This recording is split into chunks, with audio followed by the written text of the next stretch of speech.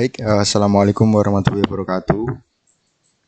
Di sini saya akan menjelaskan sedikit materi tentang information retrieval ataupun biasa disebut dengan pengambilan informasi.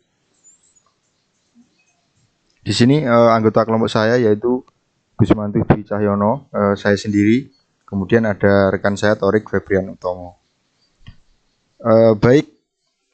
Di sini saya akan menjelaskan tentang Wonogiri. Saya mempresentasikan ini sebagai bagian dari ciri khas akademika Kampus Wonogiri, sebuah kampus teknologi inovatif yang tidak hanya mengajarkan teori, tetapi mendorong kita untuk mengaplikasikan ilmu guna menjawab tantangan industri di era digital ini. Langsung kita masuk ke materinya. Nah, sebenarnya apa sih information retrieval itu? Information retrieval sendiri adalah ilmu dan teknologi untuk menemukan, mengambil, dan juga menyajikan informasi yang relevan dari kumpulan data. Bisa jadi dengan data yang besar-besar berdasarkan kebutuhan pengguna. Istilah information retrieval atau IR mungkin terdengar teknis, tetapi konsepnya sangat sederhana. Bayangkan jika kita berada di perpustakaan besar dengan banyak buku tentunya yang berserakan tanpa susunan. Kemudian bagaimana cara kita menemukan satu buku yang spesifik tentang buku yang kita butuhkan? Itulah masalah yang akan dipecahkan oleh information retrieval. Secara formal, information retrieval adalah bidang ilmu yang berfokus pada pencarian materi. Biasanya dokumen teks yang tidak terstruktur dalam koleksi data yang sangat besar. Dan yang paling krusial, memeringkat hasil tersebut berdasarkan tingkat relevansinya dengan kebutuhan pengguna. Jadi intinya IR ini bukan sekedar menemukan, tetapi menemukan yang paling tepat dan berguna. Information retrieval adalah jembatan pintar yang menyaring lautan informasi menjadi segelas air untuk pengetahuan yang siap kita minum. Selanjutnya kita belajar sedikit tentang sejarah singkat information retrieval. Yang pertama pada era 1940 sampai 1950-an sebagai sistem katalog perpustakaan. Dimulai pada era 1940 dengan sistem katalog kartu perpustakaan ini adalah bentuk IR paling manual dan fisik. Kemudian masuk ke era 1960 sampai 1970-an, di mana komputer mulai digunakan, sistem seperti smart dikembangkan, kemudian menandai era digitalisasi pencarian dokumen. Lalu terjadi revolusi di tahun 1990-an dengan kemunculan World Wide Web, yaitu mesin pencari seperti Alta Vista, Yahoo, dan yang paling fenomenal yaitu Google.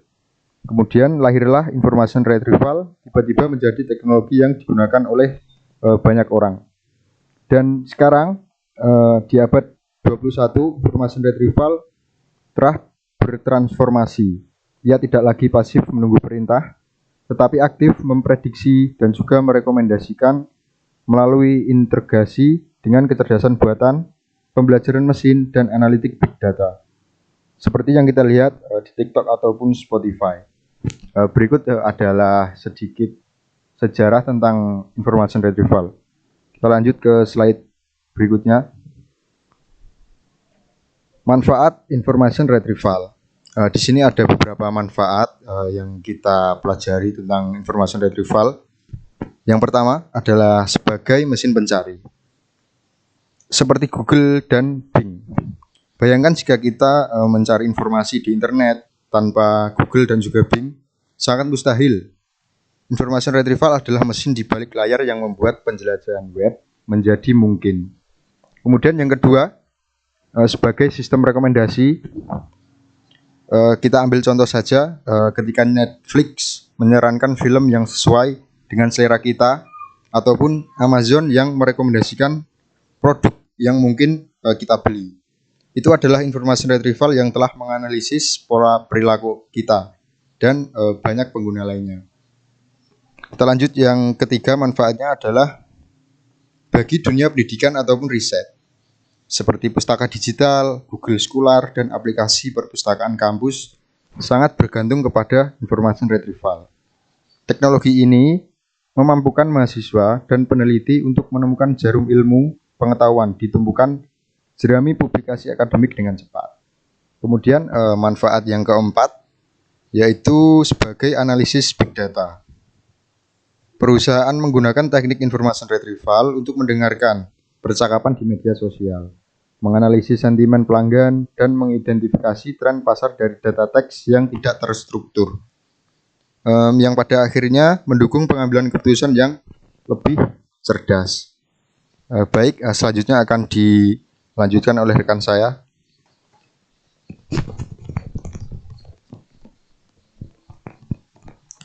Bagaimana cara kerjanya? Di sini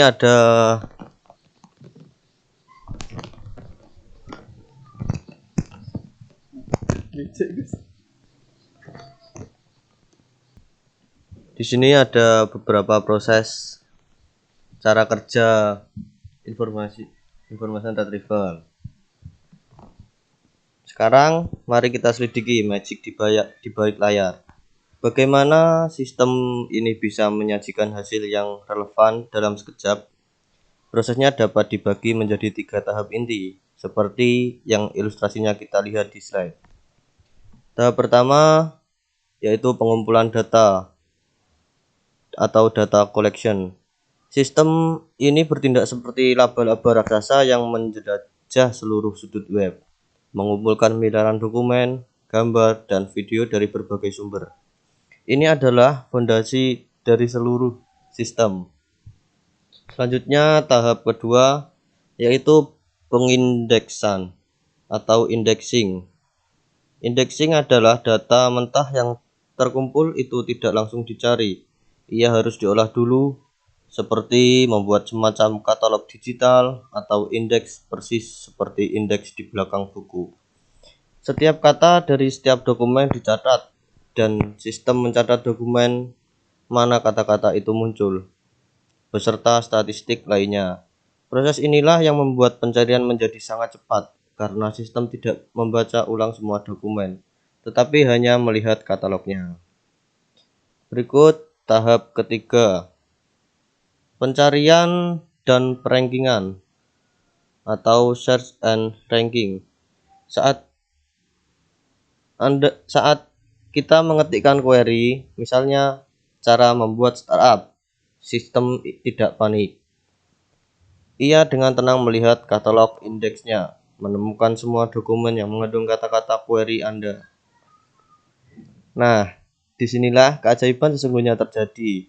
Menggunakan algoritma canggih seperti PageRank-nya Google, sistem tidak hanya menampilkan semua hasil, tetapi merankingnya. Ia menilai mana dokumen yang paling otoritatif, paling populer, paling segar, dan paling sesuai dengan konteks pencarian Anda.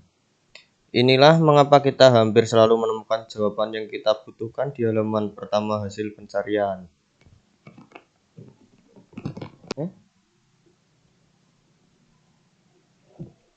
Slide selanjutnya yaitu contoh nyata. Untuk membuat semakin jelas, berikut adalah beberapa contoh aplikasi IR di kehidupan nyata.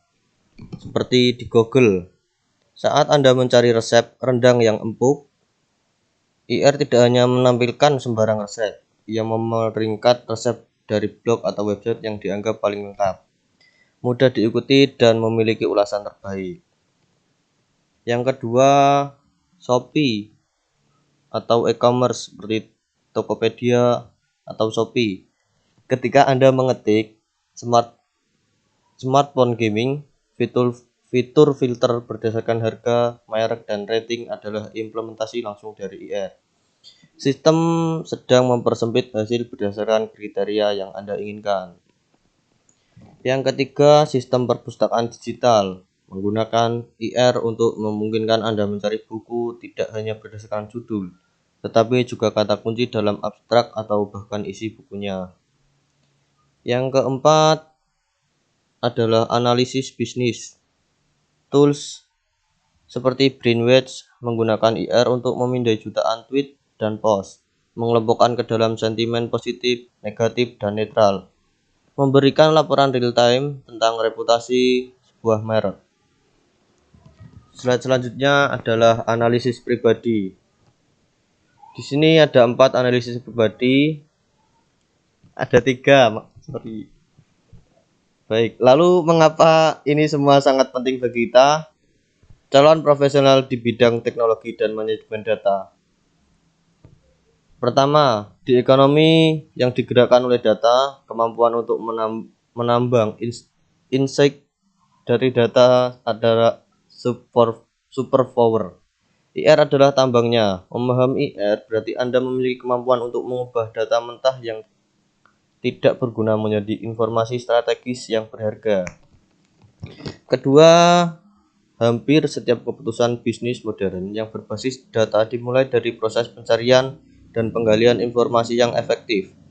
Penguasaan IR memampukan kita untuk membangun fondasi yang kokoh untuk pengambilan keputusan tersebut. Dan ketiga, ini membuka pintu karir yang lebar. Profesi paling diminati saat ini seperti data science, machine learning, engineer, dan business intelligence, analis, dan search engine spesialis. Sangat bergantung pada pemahaman mendalam tentang prinsip-prinsip information retrieval. Ini bukan lagi sekedar nilai plus, tetapi menjadi core kompetensi. Baik, mungkin hanya seperti itu yang bisa saya sampaikan. Mungkin sebagai penutup, di sini saya dan rekan saya menyimpulkan bahwa information retrieval ini jauh lebih dari sekedar teknologi pencari. Information retrieval sendiri adalah infrastruktur kritis yang mendukung kehidupan digital modern. Dari bangun tidur, kemudian kita mengecek smartphone, hingga tidur kembali setelah menonton film yang direkomendasikan oleh information retrieval tersebut. Oleh karena itu, kelompok kita mengajak kita semua, khususnya sebagai generasi muda Wonogiri dan calon pemimpin di bidang teknologi, untuk tidak hanya menjadi pengguna yang pasif. Mungkin hanya sekian yang dapat saya sampaikan dan juga rekan saya. Selebihnya mohon maaf jika ada salah kata. Saya akhiri. Wassalamualaikum warahmatullahi wabarakatuh.